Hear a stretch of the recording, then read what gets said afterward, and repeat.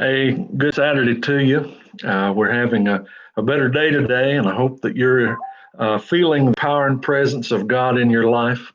I was thinking about a daily devotional today to consider and to move forward with in the days ahead, and I decided that family is like anything else of value, needs our time, our tending, and our attention.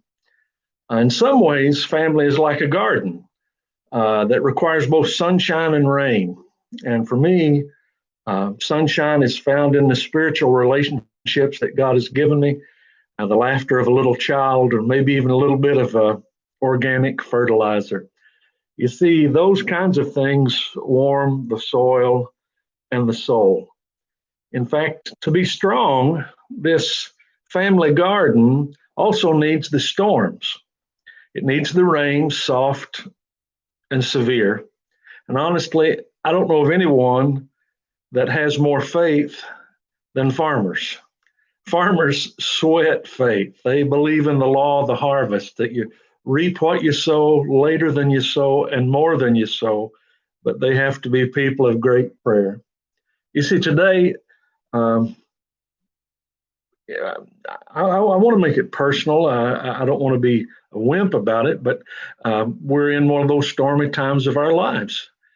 Personally, with the pandemic and our part of the coronavirus, um, church-wise, there are just things going on, and what we have to do is to accept it as a part of the growing process.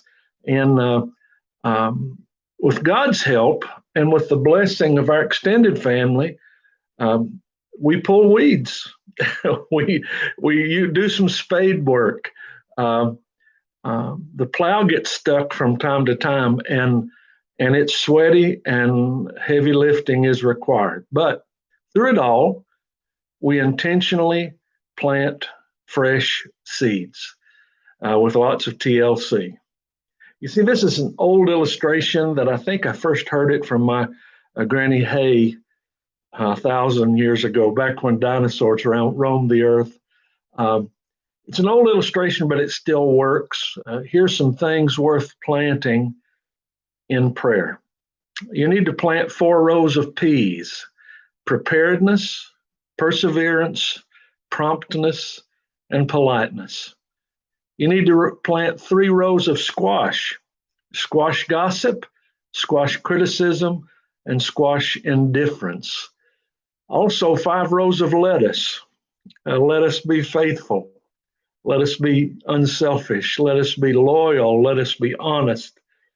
And let us love one another. Finally, 3 rows of turnips. Let us turn up a smile. Let us turn up a new idea. Let's turn up with determination. I know it's corn, but it is a garden devotional today. You see, what then? After you've planted these new seeds, what then? Wait for God to do his miraculous part. Psalm 128, 1 through 4 says this: How joyful are those who fear the Lord, all who follow his ways. You will enjoy the fruit of your labor.